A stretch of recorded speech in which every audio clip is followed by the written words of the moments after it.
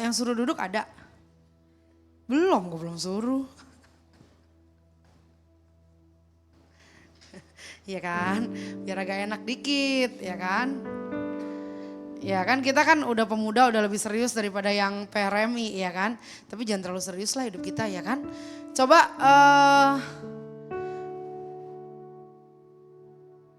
kok jadi di situ? Oke, sebelum duduk saya mau tanya dulu teman-teman. Tolong mainin lagu yang tadi dong. Mau tanya dulu, berapa banyak Anda di sini pernah disakiti orang?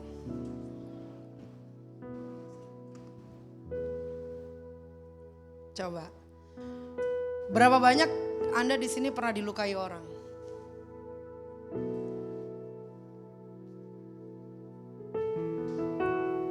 Rasanya gimana? Bro, turunin satu dong. Kan saya rasa kita sudah youth ya, sudah lebih dewasa daripada remaja. Tentu kita lebih bisa mendeskripsikan arti sebuah rasa. Pernah gak sih teman-teman ngerasain namanya sakitnya dilukai orang? Mana lebih sakit? Disakiti atau mengampuni? Mana lebih sakit? Disakiti atau mengampuni? Mana lebih sulit? Disakiti atau mengampuni? Harus jujur kita akui, disakiti itu sakit, tapi mengampuni lebih sakit. Setuju? Setuju?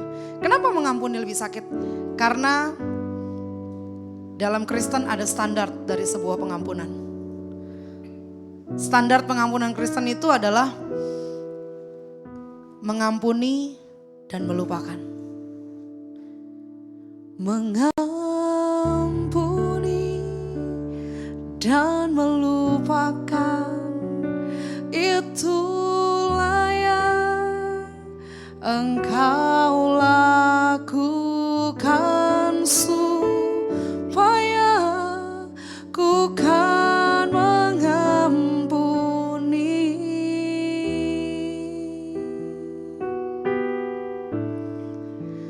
dan melupakan.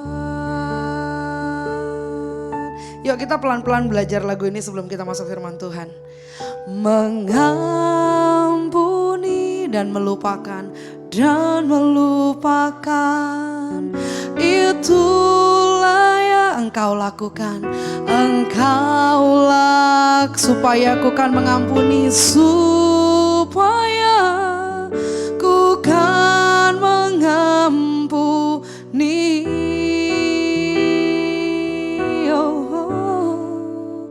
Dan melupakan.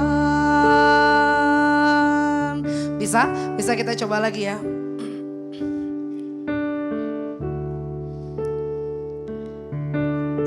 Kita bilang sama-sama mengampuni dan melupakan. Mengampuni dan melupakan, itulah yang Engkau lakukan. Engkau lakukan supaya ku kan mengampuni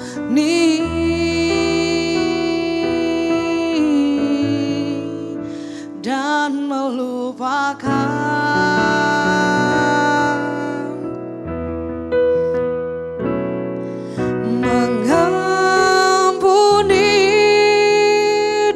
Melupakan, itulah yang Engkau lakukan supaya ku kan mengampuni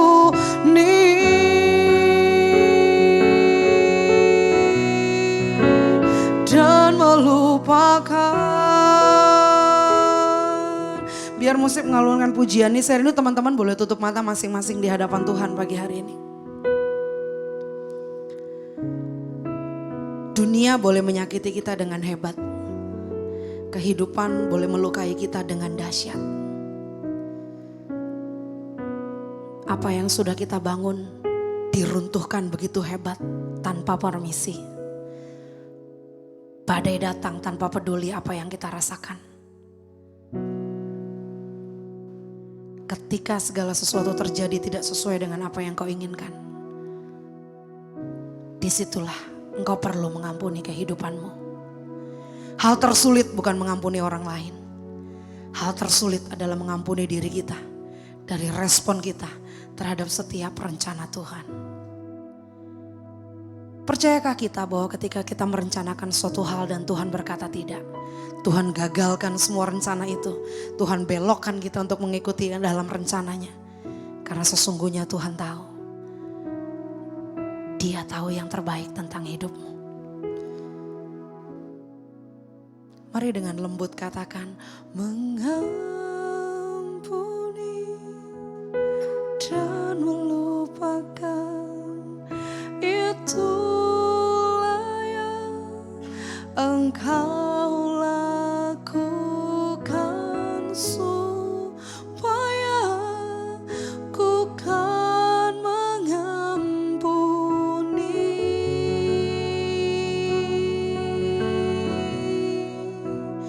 Oh, mengampuni dan melupakan, itulah yang engkau lakukan supaya ku kan mengampuni. Mari lagi-lagi katakan, mengampuni, mengampuni.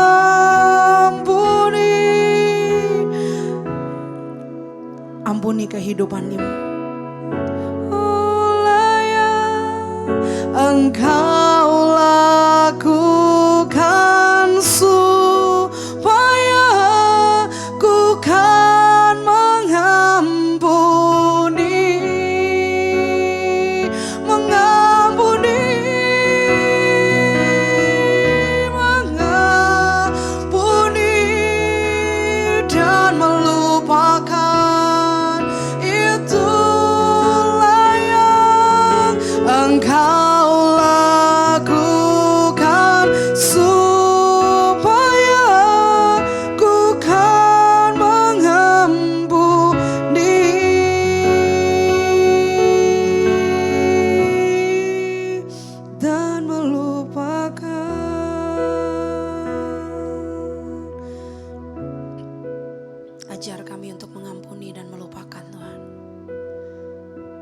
tidak bisa memilih siapa yang mencintai dan melukai kami. Tapi kami bisa memilih untuk mengampuni setiap keadaan.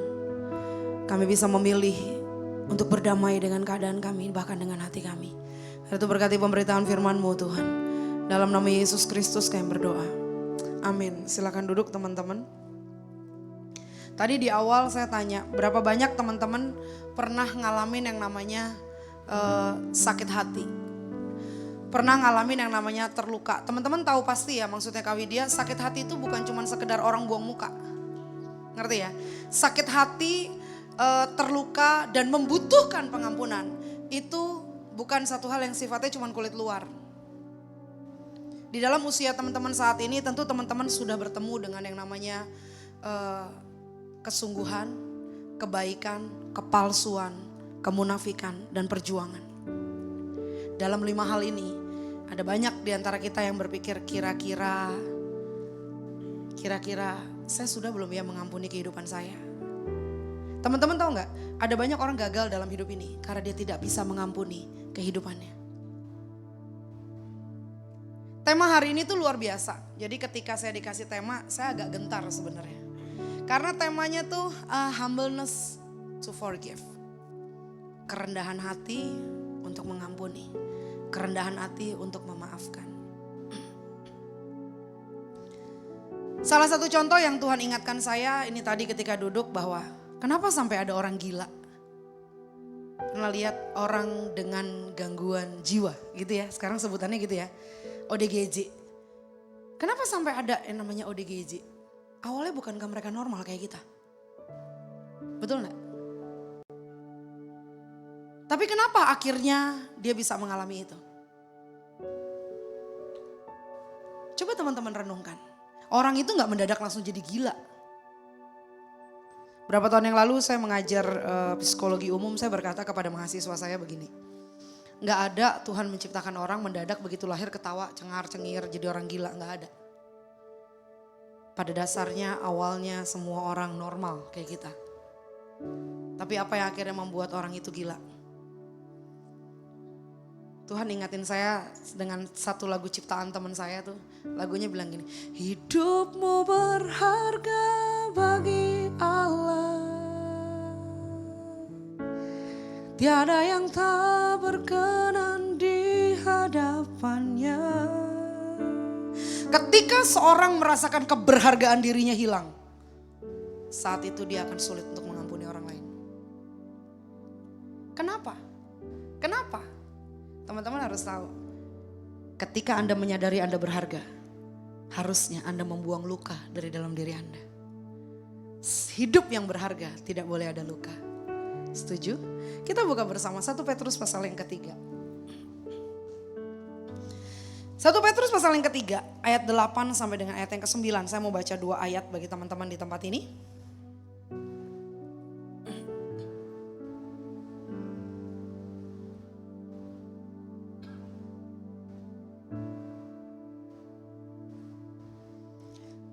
Satu Petrus 3 ayat 8 sampai dengan ayat yang ke-9, firman Tuhan berkata demikian. Kalau saya diam teman-teman tolong baca. Kalau saya baca teman-teman diam. 1 Petrus 3 ayat 8 sampai dengan 9. Dan akhirnya hendaklah kamu semua seia sekata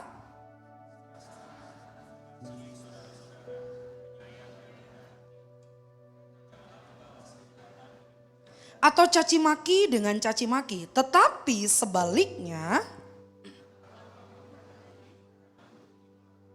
yaitu untuk memperoleh berkat. Sedemikian jauh pembacaan firman Tuhan kita teman-teman. Ketika saya mempersiapkan firman Tuhan ini, saya tuh bilang sama Tuhan gini, mengampuni aja butuh kerendahan hati ya Tuhan. Karena konsep seseorang tentang pengampunan, seringkali orang itu punya kesalahan. Salah pandangan tentang pengampunan membuat akhirnya dia sulit untuk mengampuni. Apa sih kesalahan pandangan yang seringkali terjadi tentang mengampuni? Contoh, misalnya nih, saya berantem sama Koko. Kok, tolong Kok, kita aja Kok. Kita kan kawan. Saya kira kita kawan. Ayo Kak. Jangan dong Kok, gedean saya. Koko dipanggilnya siapa kalau di sini? Kok siapa? Randy. Oh iya, saya dengar kok di sana Hendy ya. Oke, Kok Randy, misalnya nih, dalam hidup ini kita seringkali bertemu dengan orang yang kita gak cocok. Benar gak sih? Kita gak cocok lah, kita gak selalu bisa cocok. Teman-teman bahkan di pengadilan negeri, orang itu bercerai pada umumnya alasannya cuma 1 dan 2 kata itu, yaitu gak cocok gitu kan. Tapi saya mempelajari tentang kata cocok itu seperti sepasang kaki kita. Sepasang sepatu kita. Teman-teman semua lihat kakinya Kak Widya yang bisa kelihatan. Lihat, kaki itu berjalan tidak pernah bareng. Sepatu itu jalan gak pernah bareng. Kalau dia bareng namanya pocong. Setuju ya? Namanya vampir, gitu kan? Dia jalannya bareng. Tapi kalau sepatu atau kaki Anda boleh tes deh. Coba silakan Korendi, siapa tahu kita beda. Silakan Kok coba jalan dulu. Nah tuh, itu kan bareng tuh lagi Kok. Ya kan, aneh. Benar gak? Coba jalan biasa Kok. Oke, stop. Stop Kok. Nah, lihat, ketika kita jalan, langkah kita gak pernah sama. Tetapi sepasang sepatu dan sepasang kaki akan berhenti pada tujuan yang sama. Artinya apa? Dalam kehidupan kita mungkin kita gak cocok sama orang. Tapi selama tujuan kita sama, harusnya kita bisa saling memahami. Kesalahan terbesar dalam pengampunan dalam kehidupan orang tuh begini. Sini Kok, Koko kita aja lah dulu ya. Misalnya nih, saya berantem sama Korendi. Anggaplah Korendi ini misalnya ngatain saya, dasar jelek, gendut, hitam. Emang, iya kan? Cuma kan kita kesel kalau digituin ya kan, body shaming ya kan. Kesel gak mau marah gitu kan. Nah lalu datang nih pendeta khotbah. Kamu mesti mengampuni. Pandangan orang, kalau saya mengampuni Korendi, yang untung siapa? Randy, betul? Betul? Itu pandangan dunia loh. Pandangan dunia mengatakan bahwa kalau saya mengampuni orang yang menyakiti saya, kok enak hidup dia. Dia udah nyakitin gue, kok gue ngampunin dia. That's why ada banyak orang Kristen sulit untuk mengampuni. Karena konsep tentang pengampunannya salah. Silakan duduk. Terima kasih. Artinya apa di dalam hidup kita? Kalau selama konsep kita tentang pengampunan itu salah, maka selama itu kita gak akan pernah bisa mengampuni. Saya punya bahasa yang lebih tinggi untuk kalian dari tempat ini daripada tadi pagi. Kenapa saya percaya Anda lebih mengerti? Karena Anda jauh lebih dewasa. Artinya apa? Ketika kita memutuskan untuk kita mengampuni seseorang, saudara mesti ingat satu hal. Dibutuhkan untuk kerendahan hati Anda mengampuni. Karena sesungguhnya pengampunan tidak pernah bicara keuntungan tentang orang yang menyakiti Anda. Pengampunan selalu mendatangkan keuntungan bagi dia yang memberikannya. Loh kok bisa? Contoh, seringkali kan orang tuh kalau udah nyakitin kita, orang gak sadar, benar gak? Bahkan ketika kita ngampunin dia pun, dia tetap gak sadar. Tolong catat kalimat ini baik-baik, ini bagus sekali untuk hidup kalian. Itu terjadi dalam kehidupan Kak Widya waktu anak Kak Widya dipanggil pulang oleh Tuhan. Pengampunan tidak akan membuat orang yang menyakitimu sadar. Tetapi pengampunan pasti menyembuhkan hatimu. Sepasti itu. Ketika kita ketemu dia, kita sakit hati, dia mau udah hahaha, hehehe, betul gak? Mungkin dia udah jalan dengan kekasihmu yang baru, gitu kan? Dia udah jalan, mungkin kita ketemu mantan, dia udah jalan sama kekasihnya yang lain. Kita masih sakit hati, kita gak bisa ngampunin dia. Kita mikir kok enak dia yang berkhianat, gue mesti ngampunin dia. Sekali lagi, ketika engkau mengampuni dia, engkau sesungguhnya memberikan kelegaan bagi jiwamu. Jadi ketika kita ketemu, kita santai aja. Ketika kita ketemu orang yang menyakiti kita, kita santai. Karena sesungguhnya kita sedang memberi kelegaan buat diri kita. Nah hari ini kita mau belajar. Humbleness to forgive, bicara tentang yang pertama. Alkitab bilang begini. Hendaklah engkau apa? Seia, sekata, seperasaan, mengasihi saudara, penyayang dan rendah hati. Sedemikian jauh nih pembacaan firman Tuhannya nih. Hendaklah engkau seia sekata, penyayang, apalagi di situ dibilang mengasihi saudara-saudaramu. Ada di sana kalimat yang berkata bahwa hendaklah engkau seia sekata. Artinya apa? Yang pertama, kerendahan hati untuk mengampuni. Gimana caranya supaya teman-teman bisa ngampunin? Cara paling sederhana dalam hidup saya untuk mengampuni orang lain adalah saya belajar menerima kekurangannya. Dengan saya menerima kekurangannya, saya akan banyak sekali berkata kepada diri saya, ya iyalah dia ngomongnya kasar, ya mungkin pemahamannya kurang. Ya udahlah, dia ngomong begitu karena dia juga belum ngerasain apa yang aku rasain.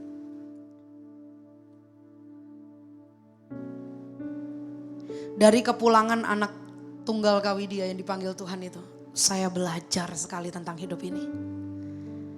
Bahwa mengampuni itu gak gampang. Mengampuni itu mahal sekali harganya. Tapi bagaimana saya bisa belajar untuk mengampuni dan menjadi seia sekata? Saya gak punya pilihan. I have no choice kecuali saya menerima kekurangan orang lain. Sederhananya, simpelnya waktu itu masalahnya begini. Jadi hari itu, hari Selasa, anak Kak Widya dipanggil pulang oleh Tuhan. Tanggal 22/02/2022 jam 22. Dia pulang di tengah-tanggal cantiknya. Lalu kami putuskan untuk taruh dia di rumah duka Jelambar. Dan kami putuskan hari Jumat untuk dia dikebumikan. Kenapa? Karena hari Jumat itu hari kesukaan dia. Saya punya aturan di rumah, dia boleh punya handphone karena kebetulan omanya di sini sayang banget sama dia. Dia mau minta handphone apa? Iya. Jadi saya bilang tidak ada handphone Senin sampai Jumat kecuali keperluan sekolah. Jadi hanya hari Jumat setelah pulang sekolah sampai Minggu kamu boleh main handphone.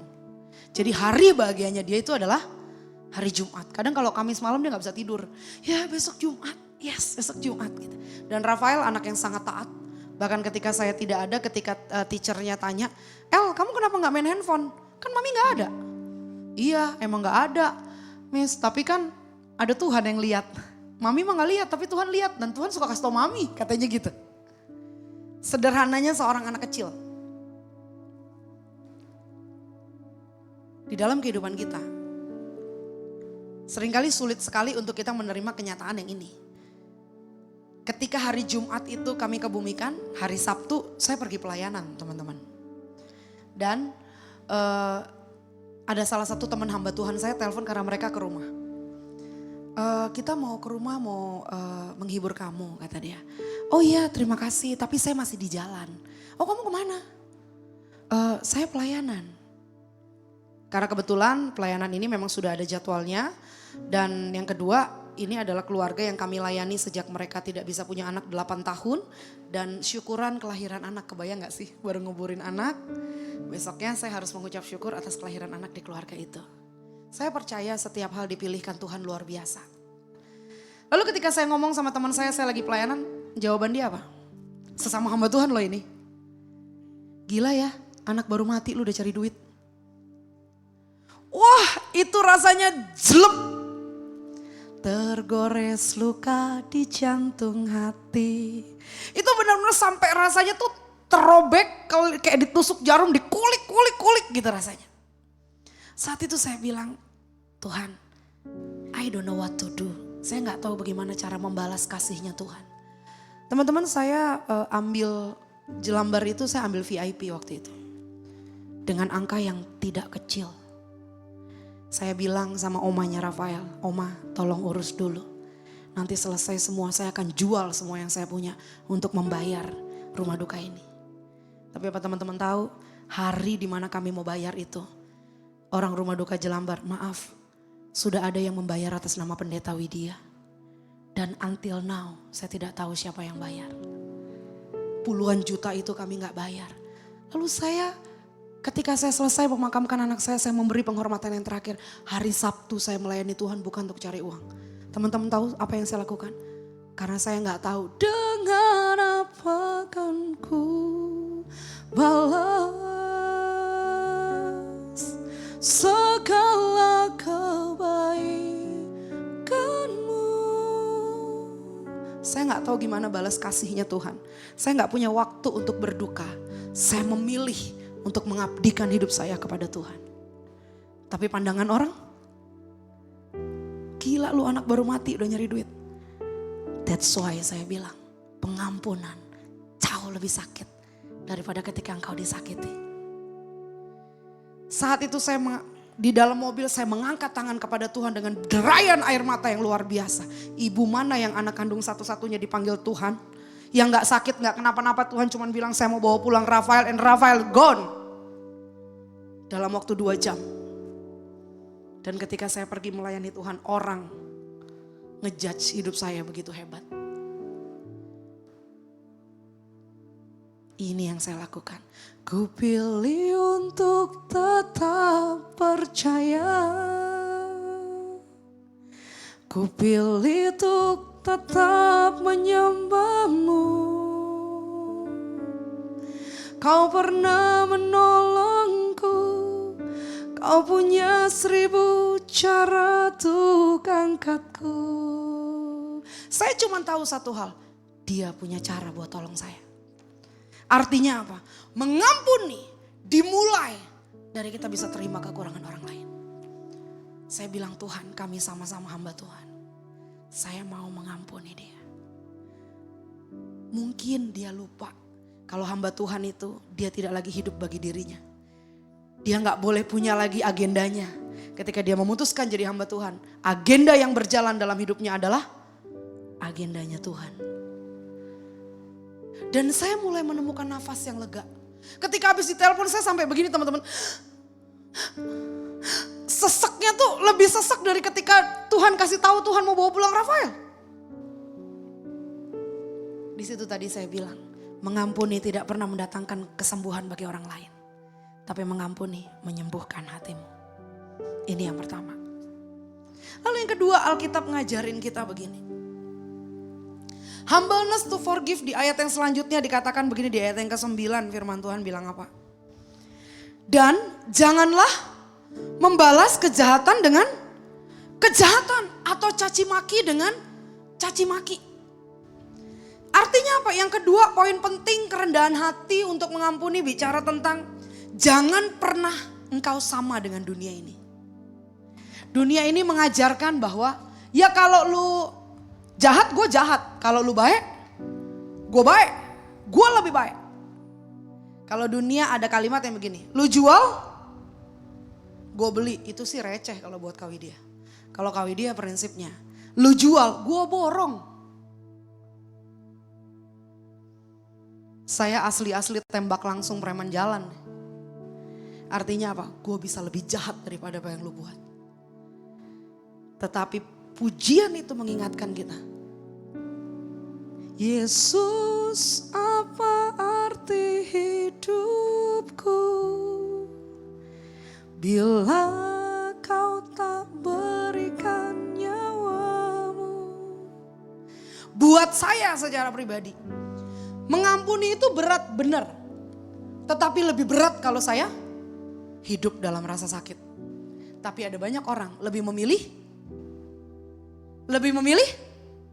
hidup dengan rasa sakit. Berapa banyak teman-teman di sini udah nonton film agak lain? Udah ada yang nonton belum? Nah, udah nonton kan? Lucu banget kan? Lucunya amit-amit. Aduh, saya sampai ketika nonton, saya harus nonton film-film yang kekinian. Kenapa? Supaya gue gak ketinggalan-ketinggalan banget gitu ya kan. Jadi ketika nonton tuh saya sampai gini, astaga ada ya agak lain memang. Karena ngomongan agak lain tuh Kak Widya udah ngomong dari tahun lalu. Tiba-tiba dijadiin judul, itu kayak yang, oh kayak gue mesti nonton nih, apa nih gitu. Dan ketika nonton di situ Kak Widya ketawa. Terus mulai nyari YouTube-nya karena seru kan gitu. Dan akhirnya nonton sekali, 2 kali, 3 kali udah mulai gak ketawa nih. 4 kali, 5 kali udah mulai ketawa. Sampai akhirnya udah flat, gue udah gak bisa ketawa lagi. Kalau kita gak bisa ketawa berulang-ulang untuk hal yang sama. Kenapa kita bisa menangis berulang-ulang untuk hal yang sama? Berapa banyak di hidup kita menangis berulang-ulang karena luka. Betul? Betul? Betul gak? Berapa banyak dalam hidup kita menangis berulang-ulang untuk luka yang dibuat oleh kehidupan ini.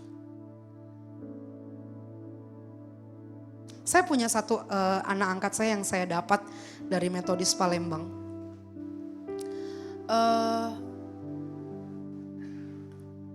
Dia berkata kepada saya begini, Mami, mungkin saya tidak bisa menggantikan Rafael di hidupmu. Karena beda gender juga, anak saya ini perempuan. Tapi satu hal yang saya mau bilang, Mi, Tuhan menaruh cinta yang besar di hati saya untuk Mami. Mungkin saya juga tidak akan sehebat Rafael. Tapi setidaknya ketika engkau menangis, engkau punya pelukan saya untuk bisa memeluk Mami anytime you need me.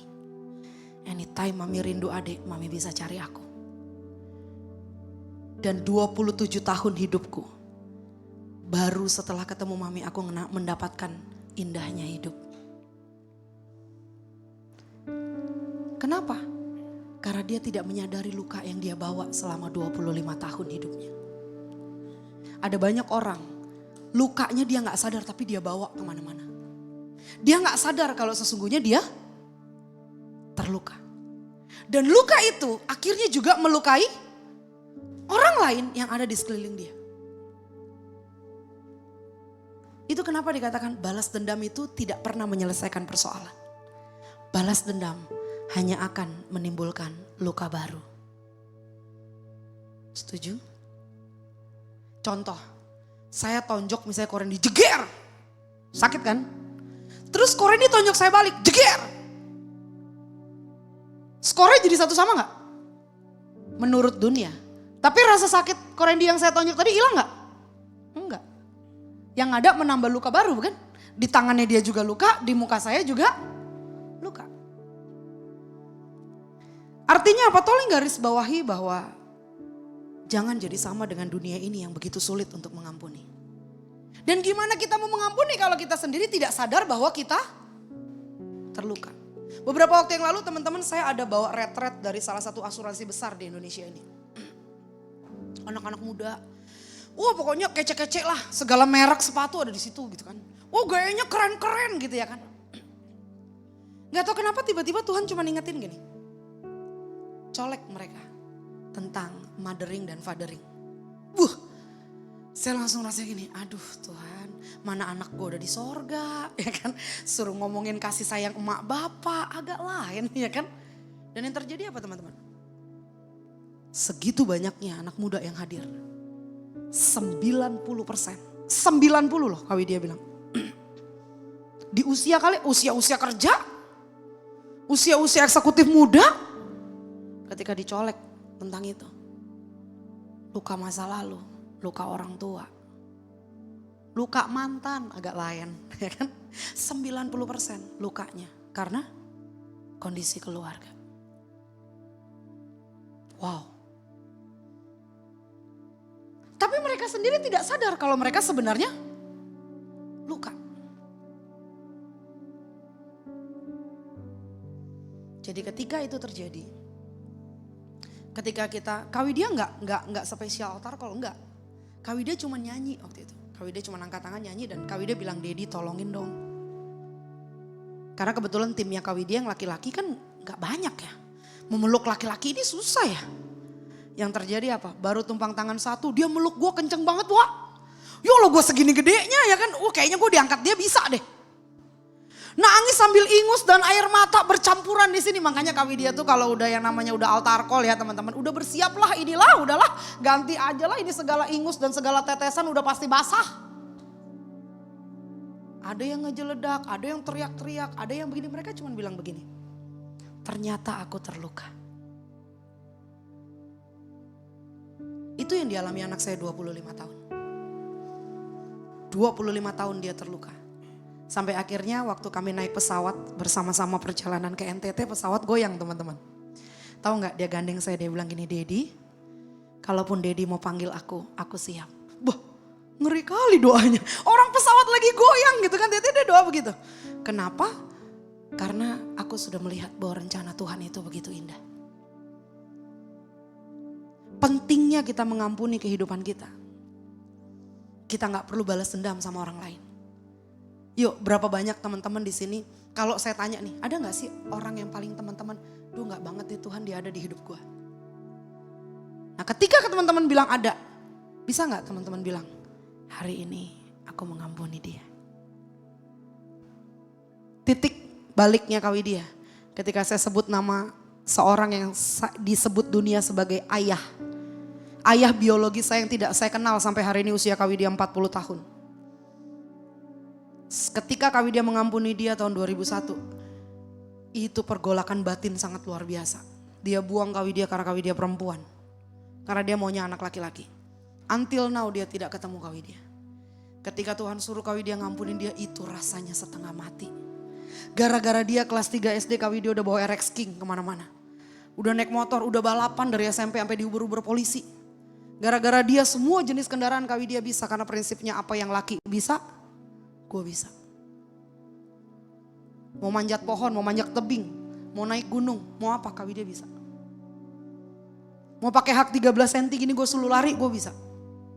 Dengan berat badan yang segini juga gue bisa. Apa yang laki-laki bisa, gue bisa. Kenapa? Karena luka yang pernah dia buat.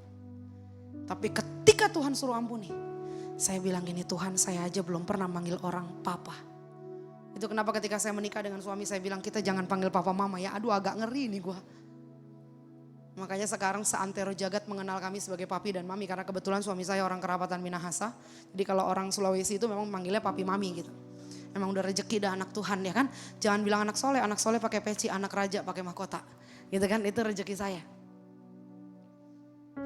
Jadi ketika saya belajar untuk mengampuni itu hal yang paling gak mudah. Kenapa tadi Kak Widya bilang, mana lebih sakit? Disakiti atau mengampuni? Kak Widya bisa bilang, mengampuni lebih sakit. Karena mengampuni itu butuh penekanan diri, penekanan ego. Kayak lagu-lagu anak muda itu. Aku yang minta maaf walau kau yang salah. Jadi kalau anak-anak muda kan bucin ya. Saking bucinnya biar dia yang salah yang minta maaf. Kita kagak ada tuh dendam-dendam kalau orang jatuh cinta ya kan. Nah kenapa kita sampai dendam? Karena kita lupa jatuh cinta dengan kehidupan ini. Orang yang berharga, tadi Kak Widya bilang, tidak akan menyimpan. Orang yang berharga tidak akan menyimpan luka dalam hidupnya. Coba semuanya pegang dadinya begini, yuk bersih-bersih yuk, bersih-bersih. Bersih-bersih. Yang terakhir, kalau udah terakhir udah semangat ya. Humbleness to forgive, yang terakhir bicara tentang kalimat terakhir dikatakan di sana begini. Tetapi sebaliknya hendaklah kamu apa? Memberkati, karena untuk itulah kamu dipanggil, yaitu untuk memperoleh berkat. Yang ketiga, humbleness to forgive bicara tentang yuk kembali pada tujuan awal. Kembali pada tujuan awal. Apa sih perintah Tuhan kepada Adam dan Hawa? Peliharalah taman ini. Betul? Taklukkanlah. Beri nama kepada semua yang ada di taman ini. Mereka berkuasa atas apa yang diciptakan Tuhan. Dan hidup kita dipanggil Tuhan untuk diberkati, kemudian jadi berkat. Teman-teman tahu kisah pengampunan yang Kawidia alami ketika Rafael kembali kepada Tuhan. Itu jadi berkat buat banyak orang. Gak gampang mengampuni orang yang kita tahu harusnya dia bisa mengerti perasaan kita.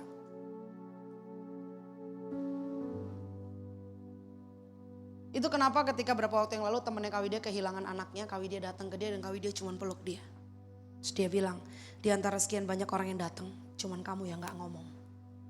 Semua orang ngotbahin aku, semua orang ngomongin aku mesti ngelupain anakku. Gila kali gue mau ngelupain anak, kata dia. Terus saya bilang, karena saya sudah alami apa yang kamu alami. Kalau lagu bilang lembah yang kelam kan ku lewati. Kalau saya enggak, lagunya udah berubah. Lembah yang kelam telah ku lewati. Lembah yang terkelam sudah saya lewati. Ketika harus mengantarkan Rafael pulang kepada Tuhan. Sampai ada jemaat metodis yang ketemu saya dan tanya di rumah duka. Kok Bu Widya bisa ya setegar ini? Saya bilang tidak gampang Bu mengucapkan apa yang Ayub ucapkan. Tuhan yang memberi. Tuhan yang mengambil. Terpujilah Tuhan. Dan bahkan orang yang ketemu Kak Widya pada bilang kok sekarang beda ya? Tadi tuh jemaat di depan sampai ada yang gak ngenalin Kak Widya katanya. Kok sekarang agak lain, ya kan? Saya mau buktikan kepada dunia, kepulangan anak saya tidak mengurangi cinta saya pada Tuhan. Saya perbaiki diri saya. Saya koreksi hal-hal yang kurang dari diri saya. Supaya Rafael pun di sorga bisa lihat, oh ternyata mamiku punya pengharapan yang sama. Dan kalau saya rindu, saya cuma bilang, tunggu nanti kita bertemu, simpan dulu rasa rindumu. Cintamu saat kita bertemu. Karena rindu pada orang yang sudah gak ada itu seperti luka yang tidak berdarah. Tapi sakitnya luar biasa. Tapi saya belajar untuk hidup terus jadi berkat. Teman-teman, kehidupan boleh menyakitimu. Tapi panggilanmu tetap. Tujuan awal Tuhan menciptakan engkau tetap. Yaitu apa? Menjadi berkat bagi dunia ini. Mari kita bangkit berdiri bersama.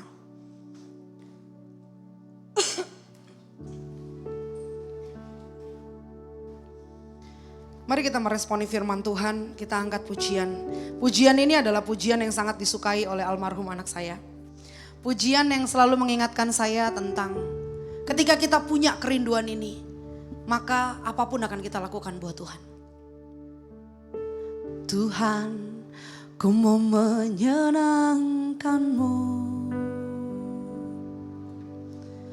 Tuhan, bentuklah hati ini jadi bejana untuk hormat-Mu. Jadi bejana untuk hormat-Mu. Cemerlang bagai emas murni. Tuhan, ku serahkan hatiku. Tuhan, ku serahkan hatiku.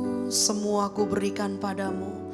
Semua ku berikan padamu. Kuduskan hingga tulus selalu. Kuduskan hingga tulus selalu. Agar aku menyenangkan-Mu. Agar aku menyenangkan-Mu. Menyenangkan-Mu. menyenangkanmu, senangkanmu, hanya itu. Ayo katakan menyenangkanmu, senangkan hatimu, hanya itu kerinduanku. Biar musik mengalunkan pujian ini. Saya rindu teman-teman boleh berdoa di hadapan Tuhan pagi hari ini. Kita udah dengar firman Tuhan teman-teman. Humbleness to forgive. Setiap kita pasti punya kehidupan yang pernah melukai kita. Setiap kita pernah pasti berjumpa dengan orang yang menorehkan luka yang begitu dalam. Tetapi firman Tuhan datang kepada kita pagi hari ini. Kita harus punya kerendahan hati untuk mengampuni. Karena sesungguhnya ketika kita belajar mengampuni, kita tidak sedang menguntungkan dia yang menyakiti kita. Kita tidak sedang memberi poin dia yang sudah menyakiti kita. Kita tidak sedang memberikan sesuatu yang lebih untuk dia yang menyakiti kita. Tetapi sesungguhnya kita sedang melegakan jiwa kita. Sesungguhnya kita sedang memberi nafas pada paru-paru hidup kita. Sesungguhnya kita sedang memberi kelegaan kepada jiwa kita. Berapa tahun kau mau memegang lukamu? Berapa lama engkau mau hidup dalam siksaan luka yang begitu hebat? Mari siang hari ini setelah dengar firman Tuhan, mari saya rindu engkau punya keputusan untuk mengampuni. Tujuanmu mengampuni bukan hanya untuk kelegaanmu, tetapi juga untuk menyenangkan Tuhan. Sehingga ketika kita berusaha untuk balas dendam, kita tahu bahwa balas dendam tidak pernah menyelesaikan persoalan. Balas dendam selalu menimbulkan luka dan persoalan yang baru. Dan di atas segalanya tolong ingat, engkau diciptakan tujuan awalnya adalah untuk menjadi berkat bagi bumi ini. Karena itu pagi hari ini saya rindu setiap kita, engkau yang mau untuk belajar mengampuni kehidupanmu, mengampuni orang-orang di sekitarmu, mengampuni segala kondisi yang Tuhan izinkan terjadi dalam hidupmu. Mari angkat pujian ini dan katakan, Tuhan, ku mau menyenangkanmu. Kami buat ini untuk engkau Tuhan. Tuhan, bentuklah hati ini jadi bejana untuk hormat-Mu, cemerlang bagai emas murni. Tuhan, ku serahkan hatiku, Tuhan, ku serahkan hatiku, semua ku berikan padamu, semua ku berikan padamu. Kuduskan hingga tulus selalu, kuduskan hingga tulus selalu, agar aku menyenangkan-Mu, agar aku menyenangkan-Mu, menyenangkan-Mu, menyenangkan-Mu, senangkan-Mu. Hanya itu Tuhan, hanya itu kerinduanku, menyenangkan-Mu, kan-Mu, oh, senangkan hatimu, hanya itu kerinduan, menyenangkan-Mu, menyenangkan-Mu, hanya itu kerinduanku, menyenangkan-Mu, kan-Mu, oh, senangkan hatimu, hanya itu kerinduan, hanya itu kerinduanku, hanya itu kerinduanku.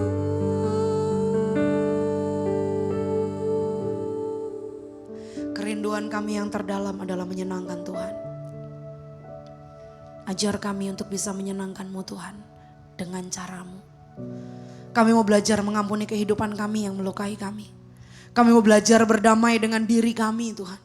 Kami mau belajar menerima kekurangan sesama kami. Menerima kekurangan dari kehidupan ini. Menerima setiap kedaulatan Tuhan di dalam kehidupan kami. Kami mau belajar Tuhan untuk menjadi orang-orang yang punya konsep yang benar tentang pengampunan. Pengampunan tidak pernah melegakan orang lain. Pengampunan selalu memberi ruang bagi kami untuk bernafas lebih lega. Ajar kami Tuhan untuk berhenti memikirkan balas dendam, untuk berhenti memikirkan luka. Tapi kami mau belajar membalik keadaan dan mengampuni orang yang menyakiti kami. Kami mau kembali kepada tujuan awal Tuhan memakai kami. Tujuan awal Tuhan menciptakan kami untuk menjadikan kami berkat bagi bumi ini. Karena itu ya Tuhan berkati setiap pemudamu yang sudah mendengar. Orang-orang mudamu yang Tuhan sudah pilih untuk mendengar kebenaran-Mu. Kami rindu ya Tuhan, tidak ada satupun ikatan rasa pahit. Tidak ada satupun kenangan masa lalu pahit yang mengikat kehidupan kami. Sehingga pada akhirnya itu membayangi masa depan kami dan membuat kami akhirnya merasa tidak berharga. Karena kami tahu di dalam seorang yang menyadari dia berharga, tidak boleh ada luka. Sebab Tuhan sudah mengajarkan kepada kami mengampuni dan melupakan. Terima kasih Tuhan buat kebenaran firman-Mu. Bapak berkati biar boleh jadi rema bagi kami. Dan jadikan kami pelaku-pelaku firman. Dalam nama Yesus Kristus kami berdoa. Amin. Tuhan berkati.